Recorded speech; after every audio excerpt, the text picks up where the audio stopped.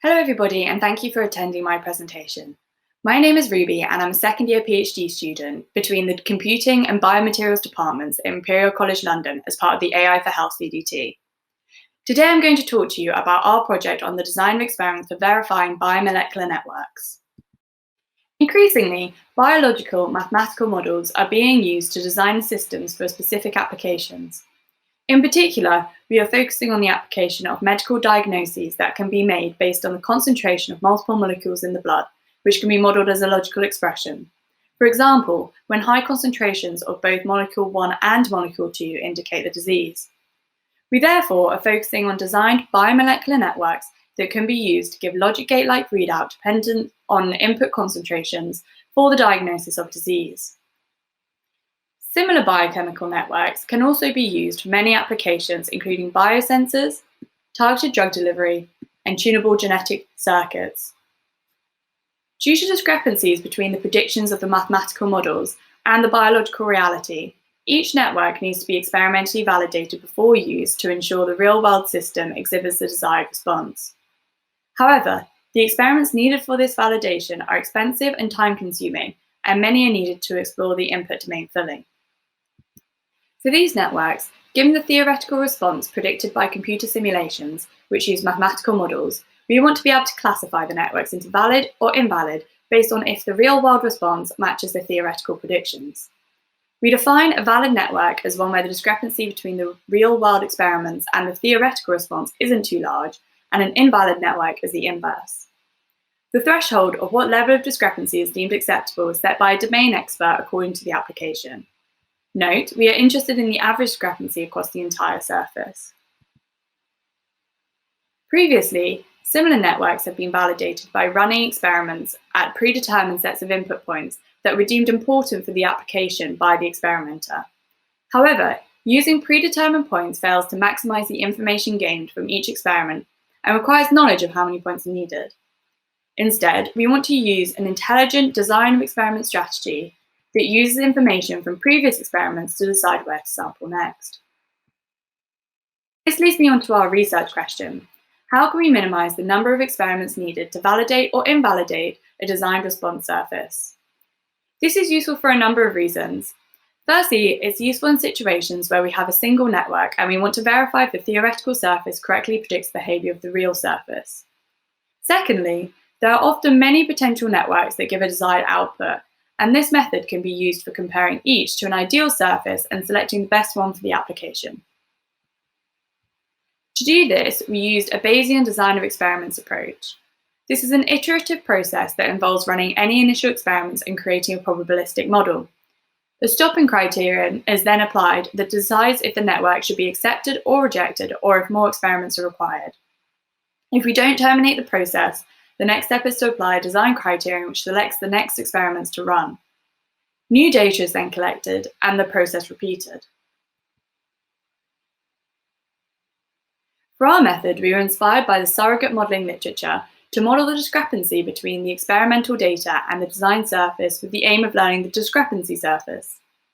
If the theoretical surface perfectly matched the true response, the discrepancy would be totally flat. But of course, no model is perfect. We use the Gaussian process to model the discrepancy as they are not limited by function form and give a prediction of uncertainty. In this plot, the solid black line is the predicted mean and the shaded region is 2 times the standard deviation. Gaussian processes can be described as probability distributions over functions. As you can see, in regions where lots of data has been observed, we are fairly certain of the function values, and at regions far away from any observed data, we are uncertain. We can then draw function samples from our Gaussian process. The design criterion is used to select the next experiments to run. As we've thus far been focusing on developing the stopping criterion, for ease we just compared 4 standard Bayesian optimization design criteria on 8 test functions. These criteria are reasonable as a first step as they search for locations where the discrepancy is both high and uncertain, which helps to increase the certainty in our average discrepancy. However, future work will focus on finding better design criteria. All the design criteria tested performed very similarly, which is not surprising as they all resort to space filling if they lack much other information. None of them outperformed all the others for predicting both the maximum and the average discrepancy, but maximum variance and upper confidence band with high variance were the best of the designs. The stopping metric is used to determine when we have enough information to accept or reject the network.